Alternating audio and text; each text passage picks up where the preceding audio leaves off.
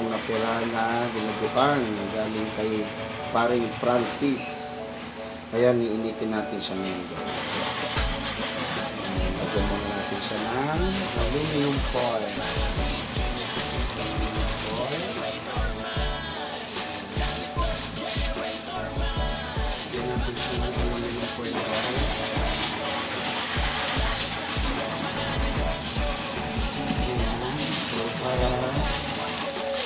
Hindi siya matutong pag umilit natin guys.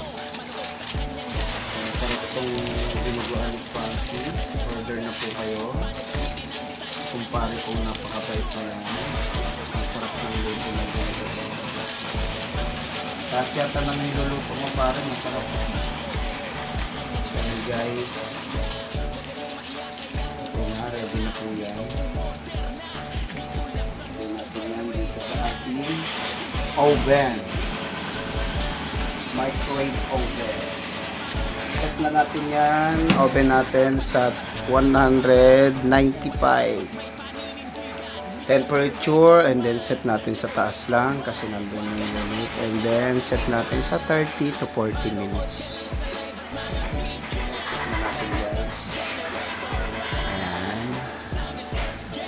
So after 40 minutes guys, ready na yung ating masarap na dinuguan. Salamat Paring Francis. Love love Generator Man.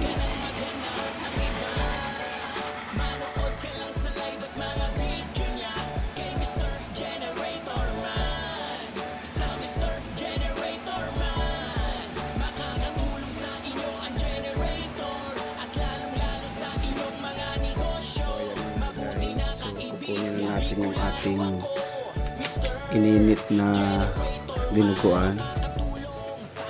OMG, napakainit.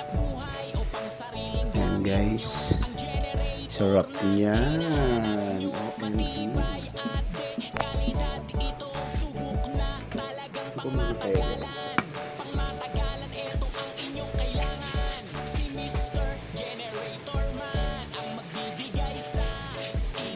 So, kuha tayo ng ating pot holder. Kasi sobrang init yan guys. Ayan tayo ng pot holder.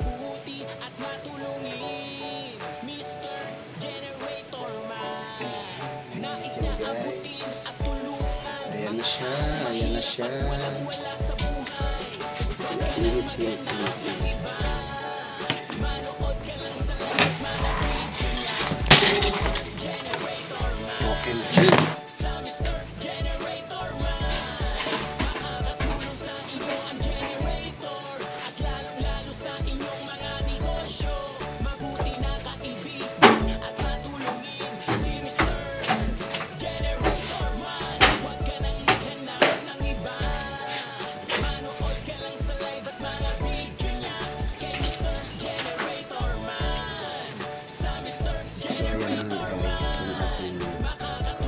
Dinuguan na napakasarap.